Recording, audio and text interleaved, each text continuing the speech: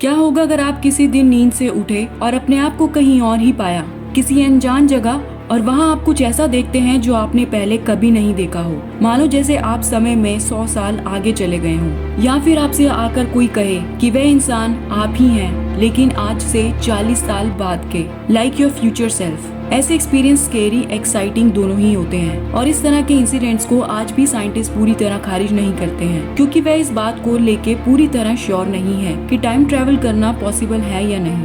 आज ऐसे ही कुछ अनसॉल्व इंसिडेंट्स के बारे में बात करेंगे जहां लोगों ने समय यात्रा की है, और कई लोगों ने अपने समय यात्री होने का सबूत भी दिया है।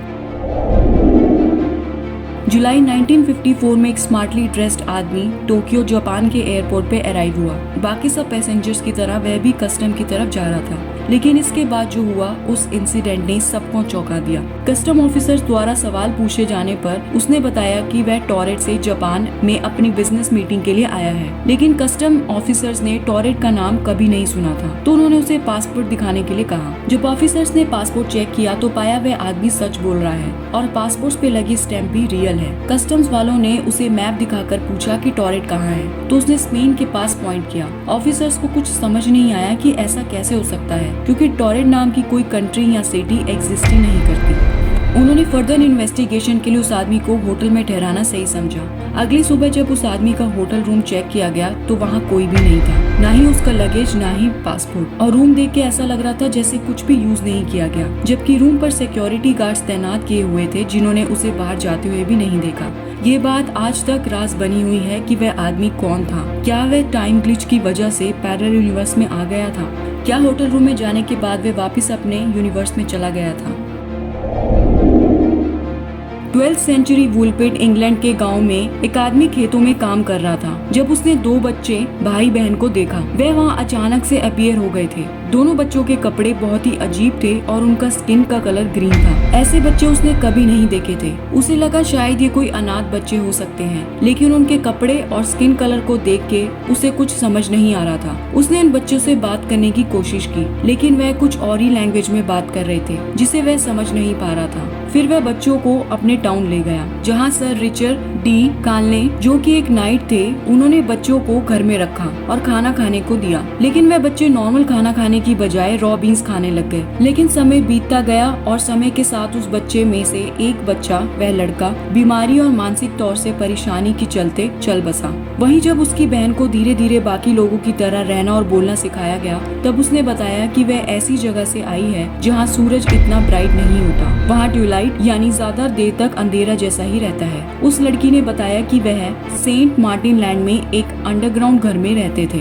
जब वह अपने पापा के साथ कैटल्स को चरा रहे थे, तब अचानक से उन्हें कुछ आवाज सुनी और उन्होंने अपने आप को वुलपिट में पाया। बाद में वह लड़की इंग्लिश सोसाइटी में एडजस्ट करने लगी। वहाँ उसने शादी की और नॉर्मल लाइफ स्पेंड करने लग गई। एक्चुअली में वह बच्चे कौन थे, कहाँ से आए थे, ये क्लियर नहीं है। और इस इंसिडेंट के बाद आज उस गांव में इसी की रेफरेंस में ये साइन बनाया गया है। 2018 में एक शख्स की वीडियो ने टाइम ट्रेवल के कॉन्सेप्ट को फिर से हवा दी। अलेक्जेंडर स्मिथ नाम के एक एल्डरली आदमी ने क्लेम कि वह साल 2118 से आया है। उन्होंने एक इंटरव्यू में कई ऐसी चीजों का खुलासा किया जिससे सब हैरान रह गए। इंटरव्यू में पूछे जाने पर उन्होंने ये बताया कि वह CIA के 1981 के टॉप सीक्रेट मिशन में थे और एजेंसी उन्हें ढूंढ रही है। साथ ही उन्होंने ये भी बताया कि बढ़ती ग्लोबल वार्मिंग इंसानों के लिए खतरा बन सकती है और इसे कंट्रोल करने की जरूरत है। एलियंस के बारे में भी उन्होंने बताया कि एलियंस पहली बार मिड 21st सेंचुरी में आए थे। अब ये बात सुन के बिलीव करना फिर भी मुश्किल है, तो उन्होंने इंटरव्यू के कहने पर उन्होंने ये पिक्चर दिखाई और कहा कि 100 साल बाद का फ्यूचर कुछ ऐसा दिखेगा, सिटीज कुछ इस तरह की दिखेंगी। क्योंकि पिक्चर इतनी क्लियर नहीं है, तो उन्होंने बताया कि टाइम ट्रेवल की वजह से पिक्चर्स डिस्टॉर्ट या ब्लर हो जाती हैं। 2006 में होकान नाम के आदमी अपने घर आकर देखते हैं कि उनके किचन में पानी गिरा हुआ है। उन्हें लगा कि सिंक के नीचे पाइप में कोई लीकेज होगी, तो वह टूल बॉक्स लेके सिंक के नीचे पाइप्स को ठीक करने लगे और वह सिंक के नीचे और अंदर से अंदर जा रहे थे जब उन्हें लाइट दिखी और वह खड़े हो गए। उन्होंने देखा कि वहाँ 70 साल का आदमी है जो कि वह खुद ही है। वह समझ गए थे कि वह टाइम में आगे ट्रेवल हो चुके हैं। और उन्होंने यह भी सोचा कि जब वह यहाँ से वापस अपनी दुनिया में जाकर ये बात लोगों को बताएंगे तो कोई भी उन पे बिलीव नहीं करेगा। इसलिए उन्होंने मोबाइल से इस इंसिडेंट की वीडियो बना ली। वह कहते हैं कि ये बहुत ही अच्छी फीलिंग थी और उन्हें फर्क नहीं पड़ता कि लोग उनकी बातों पर ट्रस्ट करते हैं या नहीं, लेकिन वह इस बात से खुश हैं कि वह इतनी लंबी लाइफ जिएंगे। ये स्टोरी 2009 में कैलिफोर्निया के रहने वाले एक आदमी की है, जिसने ये स्टोरी शेयर करते वक्त अपना नाम रिवील नहीं किया और उन्होंने जेम्स रिचर्ड्स का नाम यूज करके अपनी स्टोरी शेयर की है। उस आदमी ने बताया कि 9 सितंबर 2009 को वह टर्लॉक से अपने घर वापस आ रहा था और साथ में उनका डॉगी भी था। दोपहर के 2 बज रहे थे। वह डेल पुरीतो जगह पहुंचे। तब उनके डॉगी को कुछ करना था तो वह कार से बाहर निकले और डॉगी अपना काम करने लगा। तभी उन्होंने देखा कि वह डॉगी किसी खरगोश पर भौंक रहा है और उसके पीछे भाग रहा है। अपने डॉगी को वापस लाने के लिए वह भी उसके पीछे भागे, लेकिन वह एक रैबिट होल में गिर गए और बेहोश हो गए।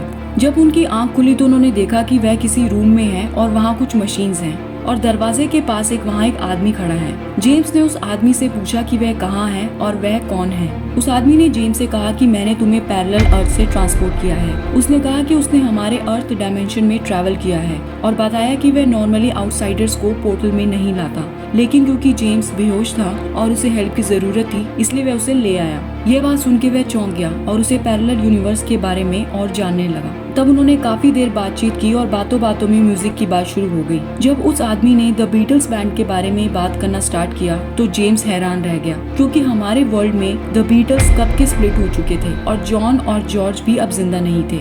ये बात सुन के उस आदमी ने जेम्स को बीटल्स की सीडीज दिखाई।